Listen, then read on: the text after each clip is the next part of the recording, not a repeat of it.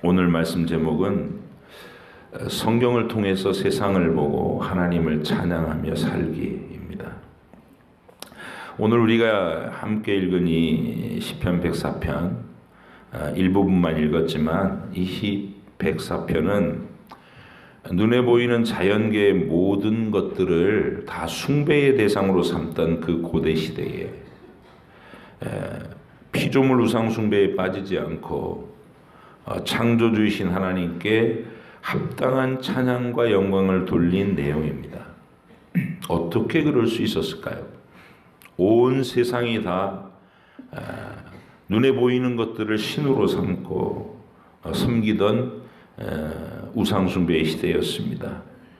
태양도 신이고 달도 신이고 바다에도 신이 있고 강에도 산에도 다 신이 있다고 믿던 시대에 이렇게 올바르게 하나님 중심의 세계관을 확고하게 고백하면서 그 모든 것들을 아름다운 시로 표현할 수 있었을까? 어떻게 그럴 수 있었을까? 참으로 생각해보면 경이로운 이 신앙 고백의 비결은 바로 성경을 통해서 세상을 제대로 바라볼 수 있는 영적인 관점을 가졌기 때문입니다. 우리는 2000여 년 전에, 지금부터 2000년 전에 사도 바울이 아테네 도시를 돌면서 우상숭배로 가득한 그 도시의 모습을 보고 시민들에게 안타까운 마음으로 설교했던 그 설교의 내용을 가지고 있습니다. 사도행전 17장 22절에서 이렇게 기록되어 있습니다. 바울이 아레오바고 가운데 서서 말하되, 아테네 도시의 그 시의회 건물입니다. 아덴 사람들아, 너희를 보니 범사에 종교심이 많도다. 내가 두루 다니며 너희가 위하는 것들을 보다가 제우스도 있고 아폴론 신전도 있고 아프로디테 신전도 있고 그렇게 있는데 알지 못하는 신에게라고 새긴 단도 보았다니. 그런즉 너희가 알지 못하고 위하는 그것을 내가 너희에게 알게 하리라.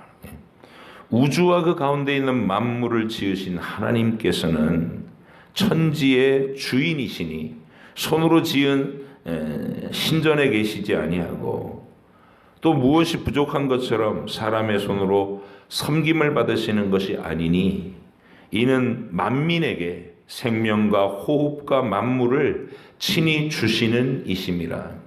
사람의 재물 받아먹고 연명하시는 그런 신이 아니라, 가난한 신이 아니라 오히려 우리의 모든 것을 돌보고 공급해 주시는 분이시다.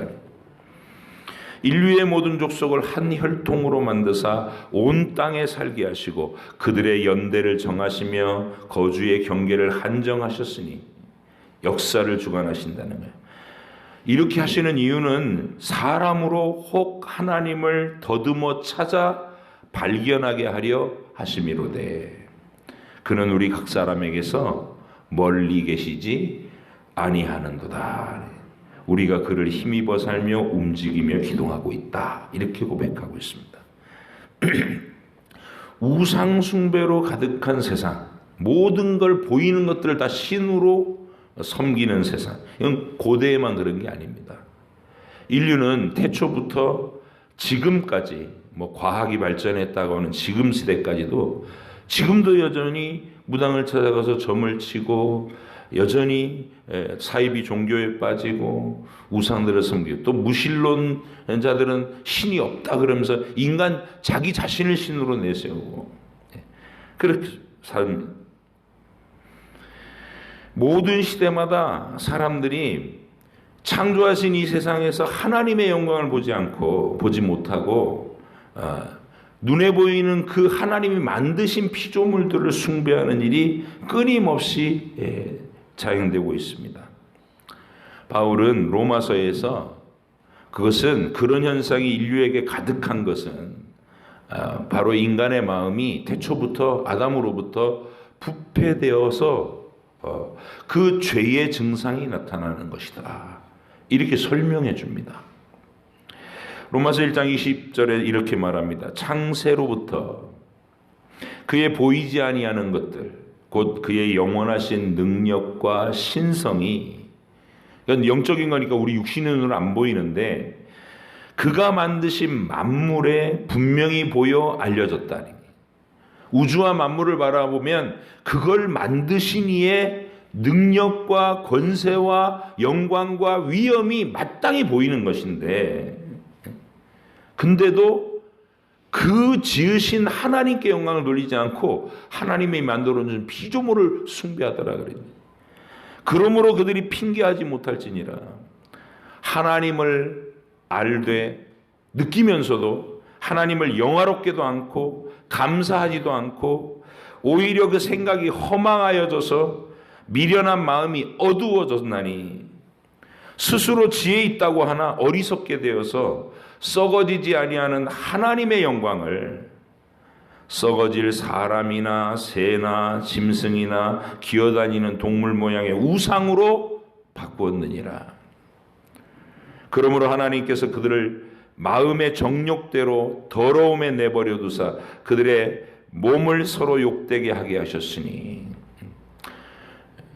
그 속에서 온갖 죄의 더러운 부패함이 나 창궐한다는 것이죠. 이는 그들이 하나님의 진리를 거짓 것으로 바꾸어 피조물을 조물주보다 더 경배하고 섬김이라. 주는 곧 영원히 찬송할 이시로다. 아멘. 오늘 우리가 함께 읽은 이 시편 104편은 바로 이런 말을 하던 사도 바울보다 대략 1000년도 더 전에, 지금으로부터 하면 3000년도 더 되는 그 세월, 그 정말 고대인임에도 불구하고 어리석은 우상 숭배자로서 태양과 달과 별들을 경배하지 않고 그 모든 것을 지으신 보이지 않는 하나님께로 영광을 돌리는 놀라운 모습을 우리가 오늘 본문에서 읽게 되는 것입니다. 이름이 알려지지 않는 이 익명의 시인이 이렇게 놀라운 세계관을 가지고 천지와 만물을 바라보면서 하나님을 찬양할 수 있었던 비결은 무엇일까? 우리 그걸 굉장히 중요하게 생각해야 되고 귀한 것으로 생각해야 된다는 것. 이런 안목을 어디서 얻을 수 있을까? 그것은 그가 바로 성경을 통해서 우주와 만물을 바라볼 수 있었기 때문에 이런 고상한 안목이 나온 겁니다. 안 그러면 저급한 종교성으로, 부패된 종교성으로 바위를 향해서 절을 해대거나 고목 나무에다가 불긋불긋 매달아 놓고 거기다가 뭐 소원을 빌거나 이랬을 건데, 성경을 읽고 세상을 바라보니까 하나님이 지으신 세상이다, 이거를 정확하게 바라보는 이 진리의 통찰력이 나왔다, 그 말입니다. 이 전문용어로, 신학적인 전문용어로 그런 것을 계시 의존 사색이라고 그러는 거예요. 내 마음속에 비치는 대로 생각하잖아요. 왜냐하면 이 마음이 부패됐기 때문에 다 왜곡돼서 보인단 말이에요. 그래서 나의 이성이나 나의 감정을 신뢰하지 않는 게 기독교인입니다. 부패되어 있다는 걸 아는 거예요. 왜곡되게 보인다. 그러면 내가 올바로 우주와 만물을 정확하게 볼 수 있는 것은 하나님이 그 모든 것을 미리 설명해 놓으신 계시의 관점에서 세상을 볼 수 있어야 된다는 거예요. 하나님의 말씀이라는 안경을 쓰고 우주와 만물을 볼 수 있어야 이렇게 제대로 된 하나님 인식, 피조물이 무엇인가, 하나님의 주권이 무엇이고 하나님의 영광이 무엇이고 이 세상 피조물은 그 하나님의 통치와 다스림 안에 있다는 것을 정확하게 알 수 있다는 말이죠. 이게 바로 영적인 안목, 영적인 능력이라고 부르는 거예요. 우리 흔히 영안이 열린다, 영안이 열린다.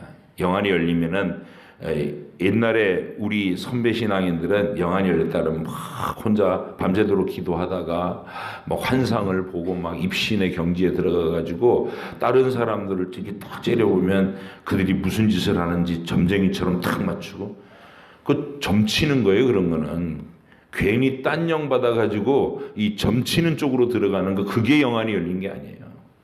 영안이 열린다는 것은 성경의 관점으로 하나님이 지으신 세상, 하나님의 피조물로서의 우주와 만물을 정확한 통찰력으로 보는 것, 이게 진정한 영안입니다. 창세기 1장을 읽으면 그러니까 우리도 이 시인하고 똑같은 조건에서 창세기 1장을 읽는 거예요. 매년마다 우리가 성경 전체를 읽죠. 성경 어느 부분을 읽든지 다 하나님을 알려주는 이야기인데 창세기 1장을 특별히 읽으면 우주와 만물이 어떻게 형성되었는지에 대한 어마어마한 진술이 나오는 거예요. 하나님께서 천지와 만물을 창조하신 과정을 아주 간략하면서도 웅장하게 표현해 준 말씀이에요. 총 엿새 동안 세상을 창조하셨다. 첫째 날에는 하나님께서 근원적인 빛을 창조하십니다. 빛이 있으라. 하나님 자신이 빛이셨고 그것을 우리가 경험할 수 있는 물리적인 빛으로 세상에 창조하셨다. 빛이라는 신비로운 물질을 만드셨어요.